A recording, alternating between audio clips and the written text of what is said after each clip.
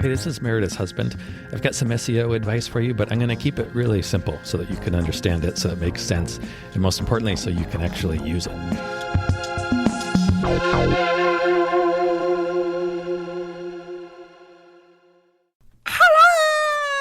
Hello.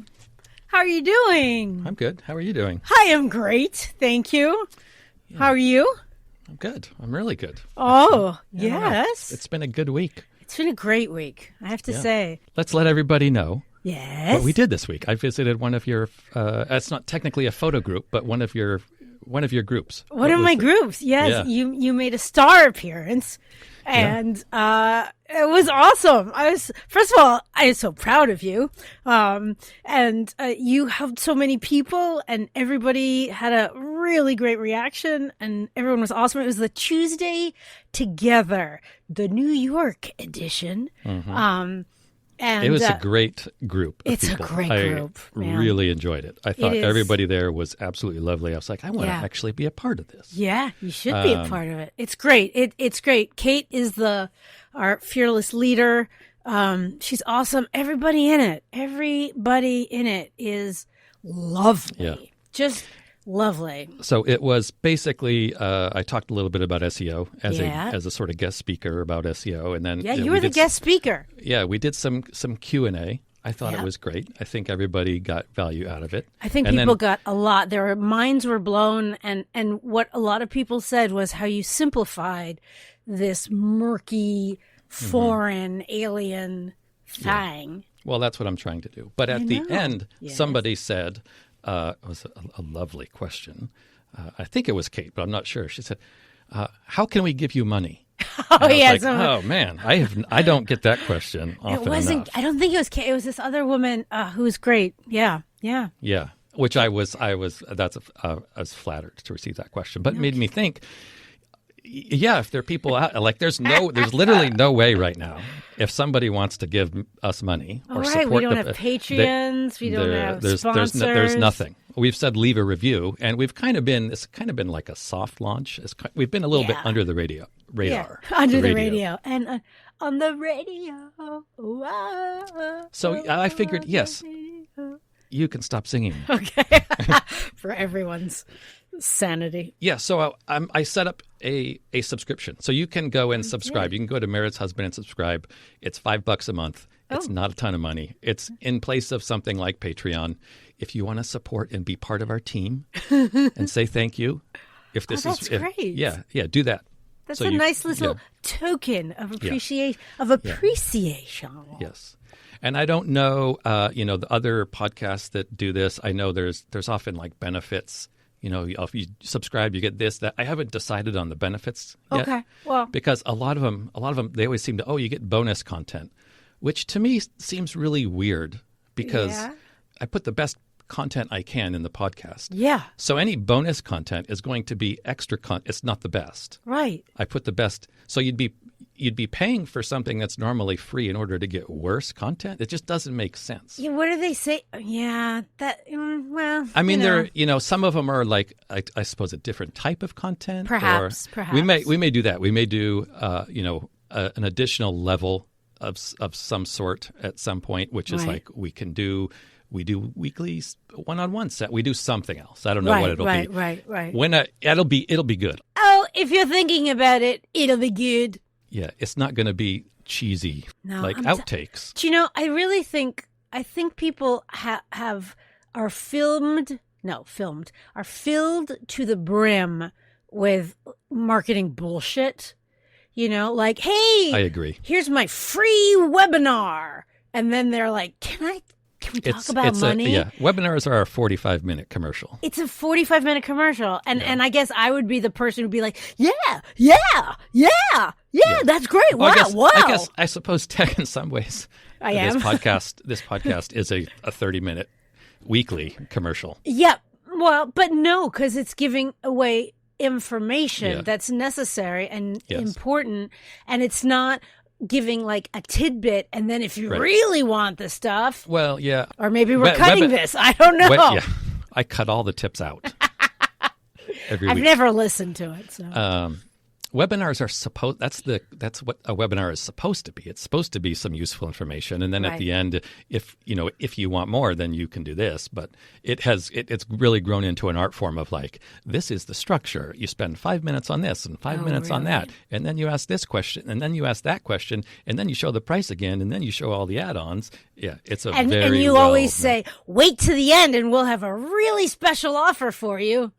Yeah. Can you tell I've seen a few? Yes. Yeah. Anyway, so what we're doing, but people have to make a living, and people have to sell their wares. Absolutely. So, absolutely. it's not a criticism of it. It is merely an observation. We're saturated, yeah. It's been overused. Anyway, you can go now to Meredith's Husband and subscribe for $5 a month. Yes. That's a nice way to have a little support. Yeah. For the price of a coffee. Yeah, it's what is that? It's like just over $1 per episode. So if these things are not worth $1 a piece, I'm doing something wrong. When people are sort of pitching their listeners for support and things like that, I think of a podcast called The Darknet Diaries. Jack Resider is the host. Great, very cool podcast. It's about hacking and stuff. So nice. It's Mr. up my alley. Robot-y? Yeah. It's super Mr. popular, Robot. though. It's super, super popular. Yeah. It's one of the top 1/10 of 1% of, downloads. Yeah. It's really good. If you're interested in hacking or computer stuff at all, which most photographers are. Yeah. Anyway, so he said, he has his Patreon page, and he said it really well once. And he said something like, most things in life that you buy, you go to the store, you pay for them, and then you take them home, and then you find out if you like them. Right.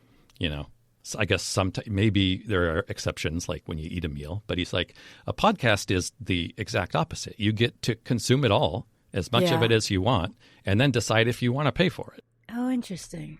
Which I thought was a really, kind of eloquent way of framing that. Yeah. My first question is, what if people want to pay more than $5?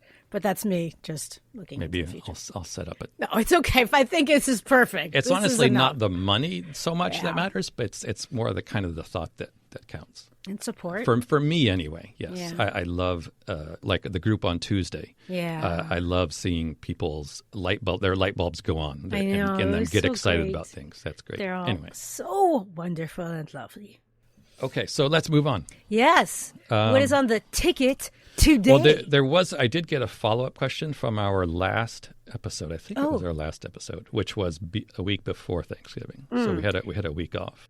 Yeah, but no one's who people are listening now. Who knows when they're gonna? It could be true. The future. And anyway, in that episode, I had mentioned something about exact match domains and how they're not because you had received an email saying, "Hey, I have this domain, bestphotographersinbrooklyn.com. Do you want to buy it for $500?" And I was saying that's a waste of money. Oh, right. That doesn't help SEO anymore. And somebody said, "Well, what about?" It does seem to work sometimes for like my company name and things like that. And it's a good question. And I probably should have tried to clarify a little more. I'll try to explain what Google was trying to do here. They wanted to eliminate this market of people buying all these extra domain names, best this, best that, best this in geo, city, whatever, and then sell them. And this was becoming a noticeable market. And so they wanted to stop that. So what they did, and they needed to be careful doing this. Google is omniscient.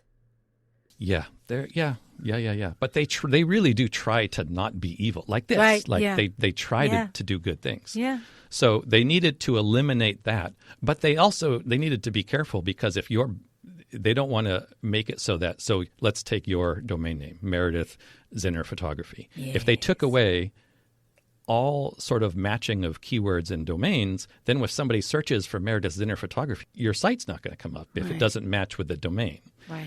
So they needed to be careful. They needed to find a way to eliminate some, but not all. So I think the best way to think about this is if it's like a dictionary word, if it's a word that's in the dictionary or slang or common used in culture today, it's not going to help you rank for that term. If it's not a dictionary term, like Meredith Zinner is not in the dictionary, believe it or not. What? Check. Yeah. Then it will help. Who do I call? Yeah. But think of it that way. That's how you should think of it. So you don't need to buy those extra domain names. However, what I do recommend you do, buy variations of your business name. Such as? So Meredith's Inner Photography with and without the hyphens. meredithsinnerphotography.org.info. zinnerphotography.com, like things like that. Because what happens is once you grow and you start to establish some brand awareness and people are searching for you by name, right, other people are going to go buy up those domain names and then put up a website and try to get try to sort of steal some of the traffic that's looking for you. Wow. Okay. That will happen if your brand grows to gain visibility. That's happened with my own brand. Really? Yeah. I have my company name.com. Yeah. I had a bunch of variations. I had the with and without hyphens, and I had the .com, org, net, biz, all those. I let the .info go because it was like, or maybe it was the .org. One of them was more expensive. I was like, it doesn't matter. Within a week, somebody had purchased it and put up a site. It didn't look like mine, but it certainly was an SEO agency. Yeah, within a week. It was online. So people are out there and they have waiting. They have bots that are scanning and watching what people are searching for, and then they're going to also have bots to monitor those domains when they become available. They'll just buy them automatically, and they'll probably get a notification say, "Hey, put up a website that looks like this one," and that's what they do. Got it. That'll happen. Wow. That happens all the time. Okay. Anyway, so wanted to clarify that. That's a good move. And don't go crazy. Don't buy like hundreds of domain names. Right. And where do you go to get these domain names? I buy them at Google Domains. Google Domains. You can get them at GoDaddy. I'm not a big fan of GoDaddy hosting. I would say don't host your website at GoDaddy, but didn't we used to host mine on GoDaddy? A long time ago, yeah. But they're very cheap. Okay. And you get what you pay for. In that situation. Right. I get them at Google Domains. They're just $12 flat. And so you just Google Domains? Yeah, I think Google. Yes. Domains. I think you can I think it's domains.google.com, probably something like that. But I figure, I mean, Google is a tech giant. They've got to be at least as secure as any other place where you're going to get your website. Yeah. Their feature set is fine. They're not trying to make money off of you for your domains. Yeah. GoDaddy is. GoDaddy is going to try to sell you a whole bunch of crap if you get a domain there. Right. Google is not making their money off your domains. So they're not going to try to sell you a bunch of extra crap. Right. So which I like. It's simple. Yeah, I like that too. You just need what you need. Plus, their support is great, and plus, if you have your business email backed by Gmail, then it just seems to make even more sense. Yeah. Anyway. 100%. Thank you. Okay, so CTAs this week. CTAs? Call to actions. Calls to action. Yes. Calls to action. It's kind of weird. It's calls to action, but CTAs. So the plural is CTAs, but calls. Yeah, it should to be. action. It should. Technically, I guess it would CS? be C's. No. C's to A. Anyway. Okay, so this is something I see all the time. I've seen it a couple times this week, both talking with a photographer and also with one of my normal clients. Okay, it's something that you're going to see all over the place until you get until your company, if your business is at a size where you have a dedicated marketing professional. Yeah, just doing marketing. Wow. That's kind of where I stop seeing this issue. Okay, and the issue is, your CTAs are either generic or there's multiple. There's too many. Oh. A generic CTA is like if you go to a website and it says, contact us or sign up. Yeah. So that's generic. Okay. That there's no incentive. I mean, do you personally go online thinking, you know what, I'm going to go online and I'm going to contact somebody? No, you only want to contact somebody if you either want something or there's trouble. Yeah, right. So don't make it generic. This is what happened with a client of mine earlier this week. Okay. A new client, and I'll explain that. But first I want to say, your CTA, typically the CTA is going to be the biggest button on any web page. That's typically the CTA. Right. And then for your business, the CTA should be, what do you want the user to do next? Right. Okay. That's the ultimate. That's when they come to the page after they've seen the stuff. This is where you want to goad them. Yes.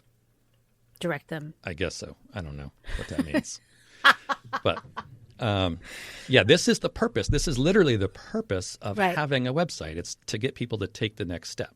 This is the end of the marketing journey and hopefully the beginning of the sales journey. So it's typically the biggest button on the page. It's what you want the user to do next, Right. but it needs to be presented from the user's perspective. So Right. not contact us. How often have you seen get a free quote? Yeah. Are quotes not free usually? I mean, most often they're usually free. Unless you're having a plumber come out to look at something and he's Right. going to say it's $150 to come out and give you an estimate. Okay. Right. Oh, But yeah, quotes that is true. Quotes are typically free. Yeah. Why would you yeah. say get a free quote? It's like get the price for free. Like, Right. Okay. Right. But that's an example of that replaces contact us. Right. So it's from the user's perspective. The user wants to get a quote. Well, Right. they don't want to pay anything for it. So get a free quote. I mean, Okay. it's not the greatest. I think it's obviously cheesy, Yeah. but it is at least from the user perspective. Right. Right. So that's what you want to do. right. You think, yeah, might as well. Yes. What could I lose? So Free. that is making it non-generic. Make it as enticing as possible. Obviously, Right. like literally make the text on the button as exciting and as enticing as you can. Right. Like literally. Free kittens. Yeah, that could be problematic, I think. Especially for a photographer. Yeah. Yeah. Anyway, Details. So- Details. CTAs. and then don't offer multiple CTAs. Meaning? Okay, so you want the user to contact you. That's next goal. I saw this week, and I see this all the time. Contact me by email. Use this form. Yeah. Schedule a Calendly. Yeah. And what you think is you're making it easy. You're Right. providing all these options for Yeah. people. You do not want to make people think. You give them a yes or no decision is what you want to do. So schedule a 15-minute Zoom chat on Calendly is not a good idea, or is a good idea. That is, it's very specific. Right. It's very specific. But don't do that and also say Contact us. schedule a Zoom, schedule a phone call. Let's Right. set up an email chat. Let's chat on Facebook. Let's Okay, you just want one. Yeah, right. And this will be apparent. I mean, I'm sure you've seen not contact pages, landing pages. So wherever you are, whether it's on Google or Facebook or Is that wherever, the homepage? you see an ad and you click on an ad and you go to a page it's not the website. It's just a landing page and there's just one button on it. Right. And it's like buy now or sign up for a trial, or whatever it is. There's just one button. There's no navigation. Right. There's nothing. There's just that one button. Right. These pages always convert better than websites. Interesting. Because So, there's just no other distraction, There's other no options. distractions. There's nothing else. It's a yes or no decision. Do I do this or do I not do it and back out and do something else is what the user is thinking. Right. Now, they also convert really well because you know exactly, you control the advertisement, so you're controlling exactly the reason why people are coming to that page. Right. That's an advantage too. Right. But the reason you have a website is because you have no idea where people are coming from or what they're looking for. So you do have to give them options. Right. You can't just have a landing page as a website. Right. So I tend to think of this, I often think of the cereal aisle Yes. when I think of calls to action. Oh, I often just think of the cereal. Oh, I'm sure you do, yeah. I love cereal. I dread the cereal aisle. I love cereal. So I went, when I was young, I did the backpacking through Europe thing, and I remember the kind of very small groceries Yes. over in small towns around. Yes. You go in, Yeah. and you look. They don't have a cereal aisle. No, it's They like have- Weetabix. yes, and they have the kids cereal and the adult cereal. Yeah. You know which one you're getting. In my case, I'm getting the adult cereal. Yeah. In my case. Yes. But there's no decision. Right. You want cereal, you go and there it is and you there grab it it. is. Yeah. So go to Whole Foods in the United States of America. Go to any. and go to yeah. the cereal aisle. I feel like an absolute dummy loser standing there for 35 minutes. Yeah. Like I'm a deer in headlights. Dwarfed by the staring selection. at, yes, like 500 million types of cereal. Yeah. And, ideally you have a grocery type store. that you like. Like you have a type that you like. Yeah. I used to, but they don't carry it anymore. So I have lost my ability to just have that Whole snap Foods decision. doesn't carry anything. It's just $3.65. Yeah. Yeah. But let's say it's a different grocery store. Oh, it's a non-Jeff Bezos owned entity. Yes. Yeah. Then you end up just, well, that's America. Yeah. And well, scene. you have to go to Spain. That's our podcast for the day. Anyway, what were we talking about? We were talking about CTOs and too many choices. CTAs, yes. Oh, CTAs. Yes. What's a CTO? Chief Technology Officer. Right. A CDO is it's one of those things that got us into the housing crisis. And a CMO are things you don't want to be eating. Yes. Or chief marketing officers. Oh, all right. Anyway, so the point is, don't make your users think. There was a very well-known book years ago, was one of the early ones in the web design industry world. Link? Blink. No. Blink was not specific to websites, I don't think. Yeah. The book was called Don't Make Me Think. Oh. And it was just, you can there you go. You can guess what it was about. And it was good. It was really well known. I don't know if it's really popular anymore. I mean, it's very old at this point, but the concepts are evergreen. They're never going to go away. Don't make people think. If people have to think for a teensy tiny fraction of a second, there's a lesser chance they're going to do anything. It's true. I showed my products to in an order session recently, and they're like, there's too many. And I thought that, I've been narrowing it down. Yeah. It's the analysis paralysis. Is analysis that what paralysis. So it's a cliche for a reason. It's analysis paralysis and fallacies and calluses. Mm-hmm. Yeah, that's exactly what I was thinking. So yeah, okay, I had CTOs. So CTAs. Thank you. This was the client I had. My agency client this week. Yes. I'm training their staff, yes. And I was looking at their website, and right on their website, they have their contact button is contact us, and then at the bottom of the page they have a big, not a big, but a banner that's always present. It's always on the bottom of the page saying subscribe to our newsletter. Double whammy, like. Oh, I see. Number one, the contact us is generic. Right. Number two, subscribe to our newsletter. What for? Right. Do you ever go online and say, you know what I really want to do today? I want to subscribe to some newsletters. Yeah, I want to get more email and more text. Literally, you're saying, hey, give us your email. No reason, just give us your email. Right. And so I was talking to this client and saying, does anybody ever do this? Like knowing that the answer was going to be no. No. Do you do any email marketing? No, not really. Why on earth is this on your homepage? It is the biggest call to action. Yeah. On mobile devices, it takes up probably 25% of the screen. Whoa. You can't even get rid of it. It's always there. I'm like, why? If you guys have a newsletter, great. Right. But and if it's incredibly... Why would people sign up? What are they getting in exchange for giving you their personal information? Yeah. They need to get something, not just, Yeah.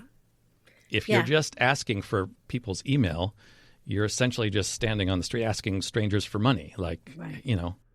Which is not easy. I know, yeah. Have you ever seen, I've seen a couple people like well-to-do, like kind of Wall Street guys in the subway. All of a sudden they forgot their wallet. They don't have a Metro card and they're asking for money. And they are literally flabbergasted that nobody will give them $1. They cannot. They believe it. They are furious. Nobody will give them $1. And I want to say, do you give dollars to people when they ask in the subway? Yeah. Is that what you do? Oh, I've never what do you that. expect? That's hilarious, buddy. Anyway, so this is a super common issue. You'll see it with. Like I said, I start to notice that when companies get bigger and they get to the point where they have like a dedicated marketing team or marketing professional, then those people will know not to do this. Outside of that, it's rampant. Most people wouldn't think of this, but this is important because think about this. You can make a change to this. I've seen changes to CTA buttons lead to a 20 to 30% increase in their conversion rate. Really? So that happens literally instantly. You make the change. It's like a 5-minute change. Right. And from that point forward, your business has just increased 20 to 30%. Is there anything else that can do that? No. I mean, I've heard stories of increases like 50%, but I've never seen that happen. Yeah. But yeah, this is one of like we talked about CTAs in one of the very first, or we talked about conversion rates in one of the very first episodes. And this is the reason. This is like, there's nothing that can have such a dramatic impact as improving your CTAs because it's instant and it can be significant. Right. And we're so like, ooh, shiny flower, ding, ding, ding. Ooh, shiny this. And if there's no distraction, just like the page that you said. Yes. Boom. So think about it. What is the objective of your objective? What is the objective? What is the objective of your website? Sorry. Yeah, what is the objective of your website? What does your website do? What is there for? That's your call to action. Now you got to frame it as something that your visitors want. Yeah. And then give them that option and try to eliminate other options. Yes. Yeah. Go do that. And subscribe. If this is worth $1, go to meredithshusband.com and subscribe. Please do. And if $5 a month is you can't do it for That's okay. whatever reason, trust me, I've been there, then just leave us a review. That's totally fine too. Review. Yes. Yeah. If and only if you find this helpful and useful. Yes. If you don't, then why are you listening? For the jokes. True. Yes, the entertainment Not value. too many. Not too many. Okay. For the Muppet in the background. Hello. All right. Thank you, everybody. Have a good weekend. Bye. Hey, thank you so much for listening. We really hope that you find this helpful and useful. And if you do, what you could do for us as a thanks would be to, drumroll please, yes, leave a review. Yes, everybody says it, I know, but it really does make a difference. Take 3 seconds, leave as many stars, say something really nice about what you like about the podcast and maybe why other people would like it. It would mean the world to us, especially my husband. That better? All right, I'm going to try one where I'm not going to be charming.